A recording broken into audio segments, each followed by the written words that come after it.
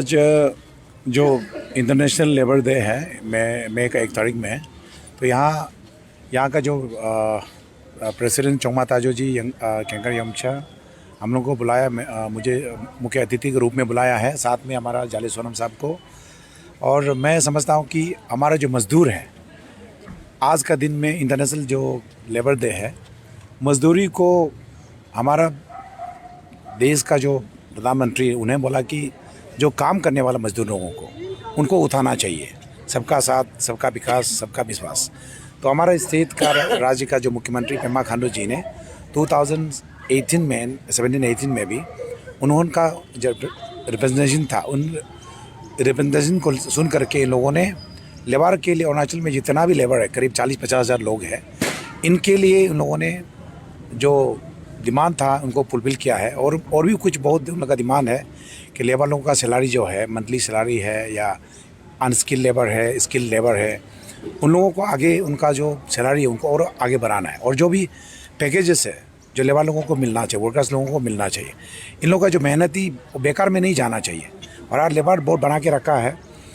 मेरा personal feeling है labour board में भी जो रहने वाला चेयरमैन बोर्ड, उनको लेबर के बारे में ध्यान देना चाहिए। उनका इंटरेस्ट में, उन मज़दूरों का इंटरेस्ट में काम करना चाहिए, जिससे कि उनका परिवार में खुशहाल हो, उनका परिवार में उनका बेटा बेटी होता है, पढ़ा लिखा होता, उनका खर्चा के लिए उनका जो रिक्वायरमेंट है, सरकार उसके बारे में थोड़ा सा ध्यान और देना पड़ेगा। मैं विश्वास करता हूँ कि जो प्रेजेंट सरकार है, हमारा under the leadership of Pema Khandu ji, या इनके बारे में उनको मालूम है और काम भी कर रहे हैं। और उम्मीद करता हूँ कि आने वाले दिन में भी हमारा जो प्रेजेंट सरकार है under the leadership of Pema Khandu वो काम करेंगे। सर, इससे एक नारा चल रहा था, आपकी बात 20,000 पार, इसका ऊपर में आप क्या कहेंगे? ये इन लोग का एक जेन्युइन डिमांड है कि लेबर लोग चाहता है कि जो भी मजदूरी करने वाला, उनका हक जो राइट है इनको सरकारी देखेगी। तो सरकार का ऊपर में इन लोगों ने बोला कि इनका जो 19,000 है और बढ़ा दिया जाए, जिसका स्किल लेबर है उनका, जिसका 15 साल 20 साल सर्विस में मजदूरी कर रहे हैं, इनके सैलरी 20,000 तक पहुंचा देने से इनका एक डिमांड है कि 20,000 पहुंचा दिया जाए। इसके लिए इन्होंने एक स्लोगन बनाया कि 20,000 पार। तो मैं उनका डिमांड लगता है कि ये जेन्युइन है, तो सरकार सारे इसके ऊपर में विचार करेगी और करना चाहिए। उनका डिमांड को फुलफिल करने से मजदूर भी खुशी होगा। जितना मजदूरी खुशी होगा, उस प्रदेश का खुशी और सोसाइटी में भी, समाज में अच्छा रिजल्ट आएगा।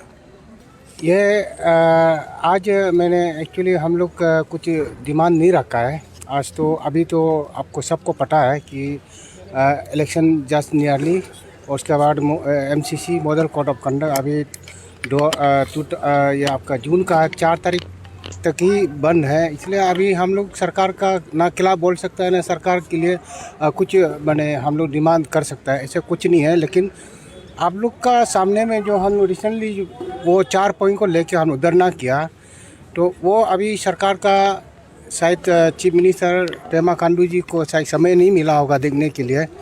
अभी तो सरकार सेक्रेटरी कमिश्नर लेवल में है। तो मैं वो चीज़ को हम लोग ने वहाँ अनाउंस किया था कि आप election model code of conduct हो गया तो नो मिनिस्टर, नो MLA, कोई सरकार नहीं है। तो एजुटेशन को हम लोग अपना से डिफर कर दिया, अभी वो डिफर कर दिया। तो नेक्स्ट गवर्नमेंट फॉर्मेशन करने के बाद तभी हम लोग उसको हमारा सर आज या हमारा all Arunachal Pradesh workers union का प्रेसिडेंट और उनका टीम, और all Arunachal Pradesh labour union का प्रेसिडेंट और उनका टीम, सारा ट्रेड यूनियन और सब लोग यहाँ आके आज यहाँ हम लोग का जो मे डे और जो अब तक अरुणाचल प्रदेश यूनियन फेडरेशन का जो आपका फाउंडेशन डे में आया है। तो इसलिए हम लोग मैंने इसमें आज कुछ अनाउंस नहीं किया, कुछ मांग नहीं रखा है। लेकिन अभी जो आपने एक बात हमारा चीफ गेस्ट को जो पूछा है, आपकी बार 20 पार, ये हम लोग का एक्चुअली ये रिसेंटली आप लोग को पता है 2 टाइम्स करके 1,000 करके बढ़ा दिया पेमा खांडू जी ने। और अभी हम लोग का जो मांग था और 3,000 एडिशनल इन एडिशन मांगा था, उसमें 1,000 रह गया। तो ये चीज़ को मेरे कहने का मतलब था कि आपका पेमा खांडू जी का सरकार फॉर्मेशन होने का बाद में फिर से हम लोग ये 1,000 को हम लोग अपील करेगा। इसलिए मैंने ये बोल दिया कि आपकी बार 20 पार ये है एक, ये ऐसे मैंने बोल दिया। तो ये हम लोग जितना जो 4 पॉइंट है उसको स्टैंड रहेगा। और उसमें हमारा प्रेसिडेंट अपू और हमारा प्रेसिडेंट अपलू और सारा ट्रेड यूनियन लीडर लोग सब मिलके हम लोग आफ्टर फॉर्मेशन का बाद में, और जो हमारा अपू का भी पेंडिंग होगा कुछ पॉइंट, और अपलू का भी पेंडिंग होगा, और ट्रेड यूनियन लोग का कुछ पॉइंट पेंडिंग होगा, वो सारा पॉइंट को कलेक्टिवली हम लोग डिस्कशन करके और हम लोग सरकार को हम लोग प्लेस करेगा, अपील करेगा। मिनिस्टर या कोई बड़ा मंत्री स्टेट को जो यहाँ में हम लोग का रिप्रेजेंटेशन को लेके जाकर बात कर सके, और यहाँ का सारे मजदूर का जितना नेता जो ट्रेड यूनियन का है, उसका बाद कमिश्नर से लेके लेबर डिपार्टमेंट का ऑफिशियल्स, ये हमारा पूरा रेडी हो गया था। और सारे डिस्ट्रिक्ट्स का भी हमारा यहाँ पे पूरा रूम पूरा बुक हो गया था। सारे डिस्ट्रिक्ट से लगभग हमारा 10,000 का हम लोग अप्रोक्सीमेट रखा था, जगह भी कम पड़ना था।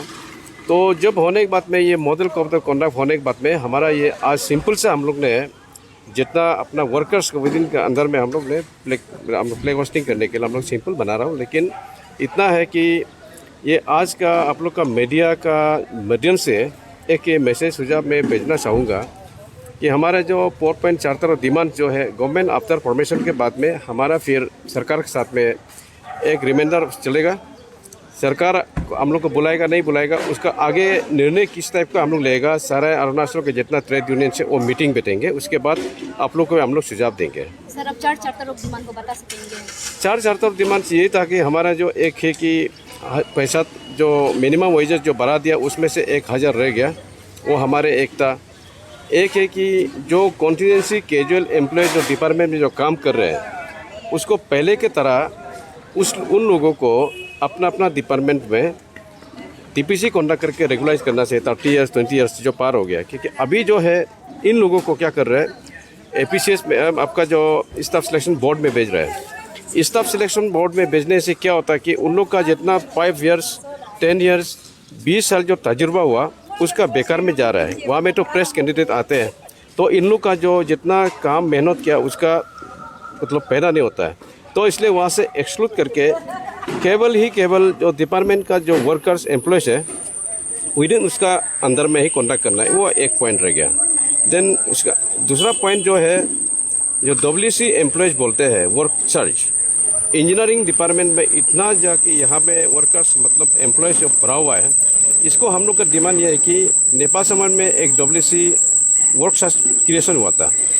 नेपाल से लेके आज तक एक बार भी WC जो क्रिएशन नहीं हो रहा है। वो WC क्रिएशन होता है तो वो रेगुलर कैटेगरी में आ जाते हैं, तो उसका एम्प्लॉयमेंट में हम लोग का जो उन लोग को नौकरी देने में बहुत सुविधा होगा।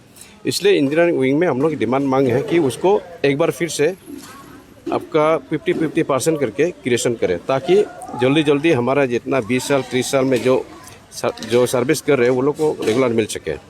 ये हमारा और एक तो है। एक है हम लोग का जो जैसे यहाँ में कॉन्टीजेंसी कैजुअल जितना भी यहाँ में जो स्टेट में जो काम कर रहे हैं, इन लोग का इतना सालों का बाद में काम करने के बाद में कुछ बेनिफिशियरी नहीं मिल रहा है, तो इसको जैसे कि आपका 60 ईयर्स होने से ऐसे अभी निकलने दे रहे हैं। तो इन लोगों के लिए हम लोग एक सरकार 15 ईयर्स का जो पार होने के बाद में या 15 से भी 20 से हो, सरकार एक निर्णय ले लें कि सरकार एक गाइडलाइंस बना दो कि उन लोग ऑटोमेटिकली अपना आप से रेगुलर हो जाए।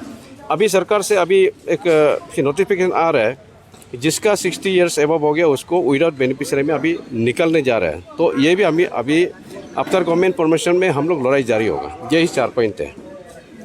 सर तो आज का लेबर डे में कौन शामिल हुआ इस फंक्शन में? यहाँ लेबर डे में आज का सेक्रेटरीट एम्प्लॉय एसोसिएशन एक तो है, वहाँ में कॉन्टीजेंसी बोर्ड है, वो उसमें LDC UDC टाइप का मतलब बहुत सा है लोग के सेक्रेटरीट एम्प्लॉय एसोसिएशन यहाँ पे है। Forest workers union, PWD, power, PHE, आपका WRD, RWD, आपका एजुकेशन, हेल्थ, सारे डिपार्टमेंट UD, जितने भी यहाँ म्यूनिसिपल है, मतलब ज़्यादा डिपार्टमेंट जितना भी हमें यूनियन है वो यहाँ शामिल है।